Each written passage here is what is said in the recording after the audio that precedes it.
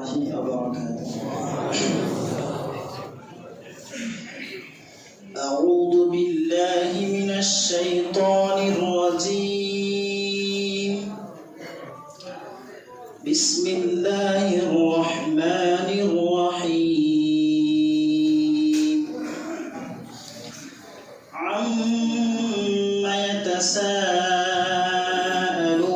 عن النبأ العظيم الذي هم فيه مختلفون. كلا سيعلمون ثم كلا سيعلمون. ألم نجعل الأرض مهادا والجبال أوتادا وخلقناكم أزواجا وجعلنا الليل لباسا وجعلنا النهار معاشا وبنينا فوقكم سبعا شدادا وجعلنا سراجا وهاجا وأنزلنا من المعصرات ماء ثجاجا لنخرج به حبا ونباتا وجنات ألفافا. إن يوم الفصل كان ميقاتا. يوم ينفخ في الصور فتأتون أفواجا وفتحت السماء فكانت أبوابا وسيرت الجبال فكانت سرابا. إن جهنم كانت مرصادا للطاغين مآبا لابثين فيها أحقابا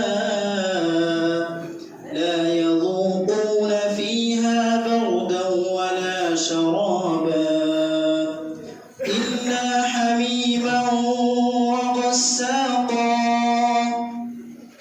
جزاء وفاقا.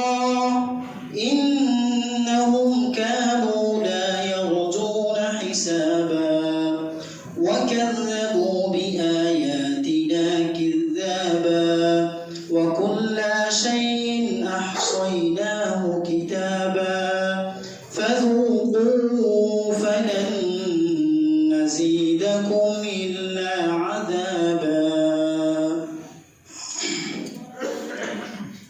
তেলাওয়াতকৃত আয়াতের অর্থগুলো এরকম। লোকেরা পরস্পর কি বিষয়ে জিজ্ঞাসাবাদ করছেন? তারা জিজ্ঞাসাবাদ করছে মহাসংবাদ সম্পর্কে, যার ব্যাপারে তারা মতবিরোধে লিপ্ত। কখনোই না, শীঘ্রই তারা জানতে পারবে। পুনরায় বলছি, কখনোই না, শীঘ্রই তারা জানতে পারবে। আমি কি পৃথিবীকে বিছানা বানাইনি এবং পাহাড় পর্বতকে পেড়ে? আর আমি তোমাদের সৃষ্টি করেছি জোড়ায় জোড়ায় এবং তোমাদের নিদ্রাকে বানিয়েছি ক্লান্তি দূর করার উপায়। আর রাতকে করেছি আবহাওয়া এবং দিনকে বানিয়েছি জীবিকা অর্জনের সময়। আর আমি তোমাদের ঊর্ধ্বদেশে নির্মাণ করেছি মজবুত 7টি আকাশ এবং সৃষ্টি করেছি একটি অত্যুজ্জ্বল প্রদীপ। আর আমি জলপূর্ণ মেঘমালা থেকে মুষলধারায় বৃষ্টি বর্ষণ করি, যাতে তার দ্বারা উৎপন্ন করি শস্য, উদ্ভিদ ও বৃক্ষ লতাপূর্ণ ঘন উদ্যানরাজি। নিশ্চয় বিচার দিবসের সময় সুনির্ধারিত, যেদিন সিংহায় ফু দেওয়া হবে, ফলে তোমরা বহু দলে বিভক্ত হয়ে চলে আসবে। আর আকাশ উন্মুক্ত করা হবে, ফলে তা হয়ে যাবে বহু তার বিশিষ্ট। এবং পাহাড় পর্বত সঞ্চালিত করা হবে, ফলে তা হয়ে যাবে মরীচিকার মতো। নিশ্চয় জাহান্নাম উৎপত্তি আছে, তা অবাধ্যদের ঠিকানা। যাতে ওরা যুগ যুগ ধরে অবস্থান করবে। ওরা সেখানে না কোনো ঠান্ডা বস্তু আস্বাদন করবে আর না কোনো পানীয়, তবে আস্বাদন করবে কেবল গরম পানি ও প্রবাহিত পুজ। কৃতকর্মের পরিপূর্ণ প্রতিফল স্বরূপ ওরা হিসাবের প্রত্যাশা করত না এবং আমার আয়াতসমূহ দৃঢ়তার সাথে অস্বীকার করত। আমি প্রতিটি জিনিস সংরক্ষণ করেছি লিখিতভাবে, অতএব আযাব আস্বাদন করতে থাকো, আমি তো তোমাদের কেবল শাস্তি বাড়াতেই থাকবো। আসসালামু আলাইকুম ওয়া রাহমাতুল্লাহ।